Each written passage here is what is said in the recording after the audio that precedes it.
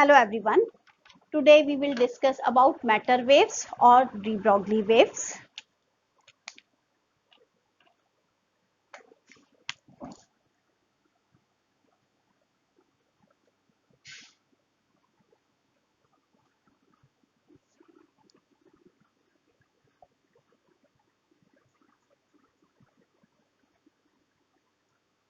Now in this chapter we are studying the dual nature of radiation and matter, and it was proposed that nature loves symmetry.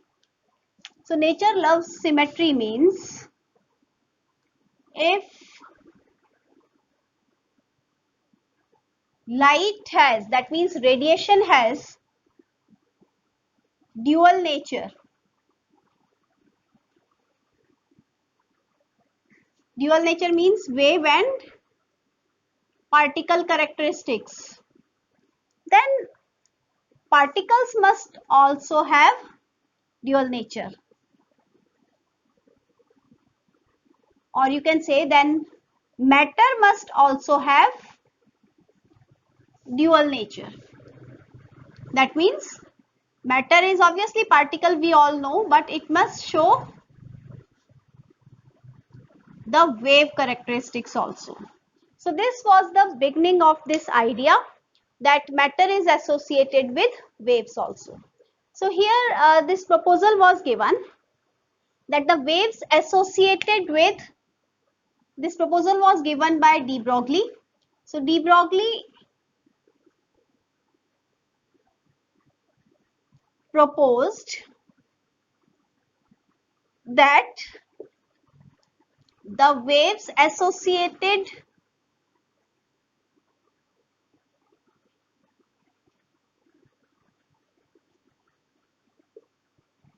are associated with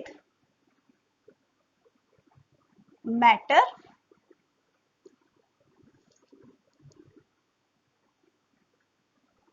these are called as matter waves and also called as de Broglie waves on his name. And he said that matter has momentum p, so lambda can be written as h upon p. Why? We know that E is equal to h nu.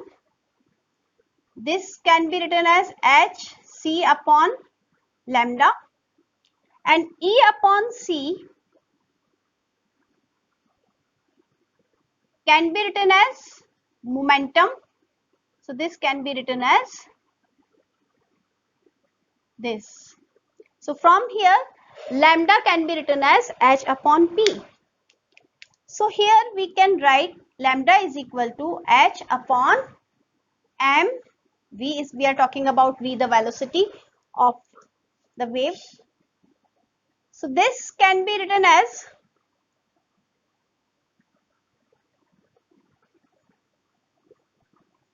one can be written as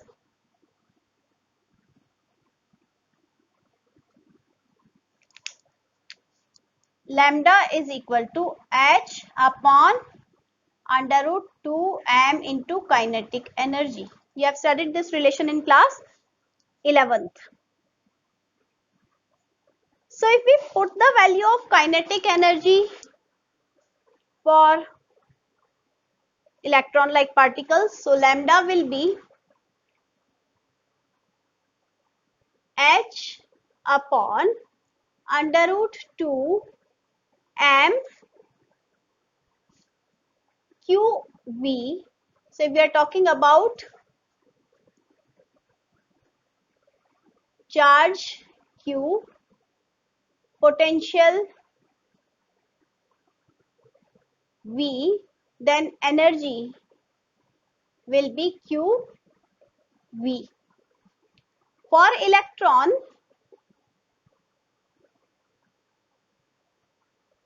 this can be written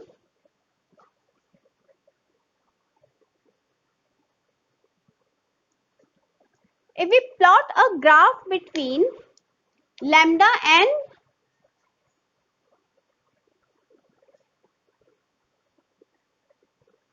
1 upon root v, what graph will we get?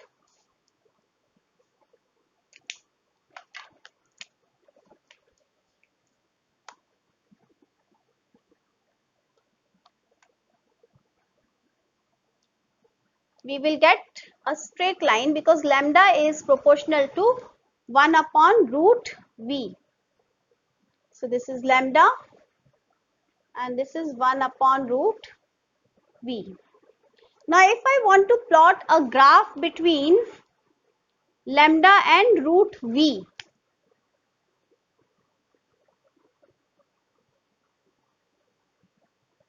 then what graph will be obtained?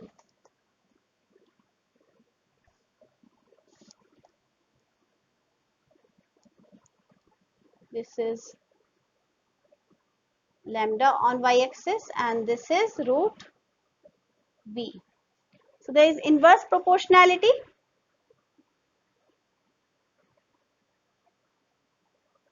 So for inverse proportionality, the graph will be like this. Then we can infer from here that lambda, from this equation 4, we can find some inferences.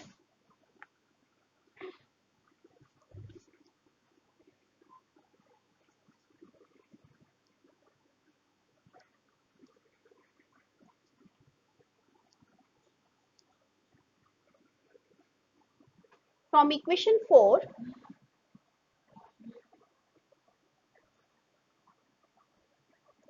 a result can be drawn. Lambda is equal to h upon under root 2 m e v. So that means this can be written h upon under root 2 1 upon root m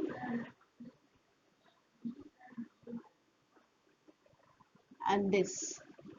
So from here, slope of lambda 1 by root v graph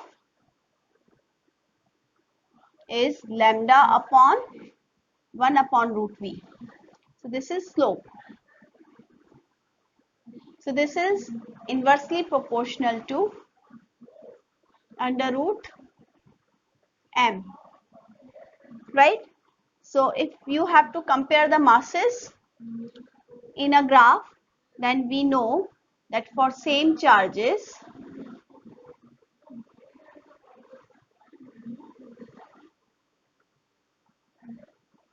slope is inversely proportional to m. So if here lambda is there, if this is 1 upon root v and we have two graphs A, B, then slope for A is greater than slope B. Therefore, mass of A is less than mass of B. The value for this lambda for electron, this equation can be simplified as lambda is equal to h upon under root 2 m mass of electron into E one side, and this is within under root. So lambda comes out to be 12.27 angstrom upon under root of V. So this is one of the relation which is used for numericals. And then here we have placed the values of Planck's constant, mass of electron and charge on electron. Then we have just a mention of Davison and Germer experiment. It is not in course now.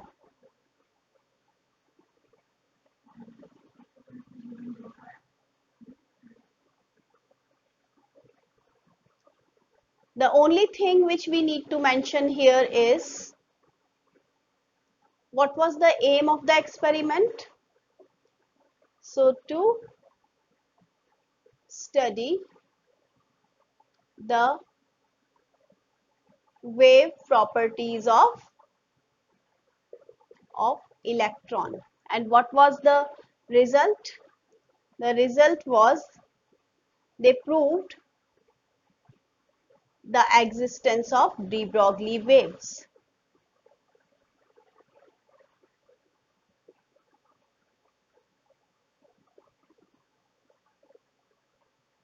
which are associated with moving matter.